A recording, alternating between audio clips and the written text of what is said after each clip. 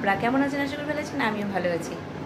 যাই হোক, এতটা গরম দিয়েছে আজকে, কালকে বৃষ্টি হয়েছে, আজকে গরমটা মনে হচ্ছে বেশি, তাই না মা?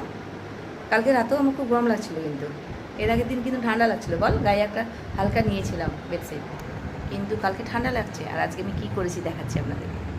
নিয়ে বসেছি, এটা হচ্ছে কিসের পরোটা, ধুনা পাতা আর ছাতু দিয়ে, আর লাল চা।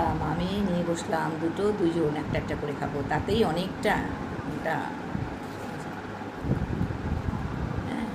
ছাতু দিয়ে করেছি। তো যাই হোক, ছেলে তো মর্নিংয়ে গেছে, ছেলে আসবে বললো ফোন করে, মা আসতে দেরি হবে, তাই আরও আস্তে ধীরে রান্না করছি।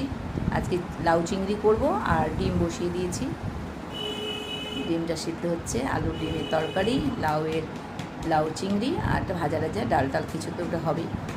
ঠিক আছে, রাখছি, পরে দেখা হচ্ছে তাহলে, টাটা।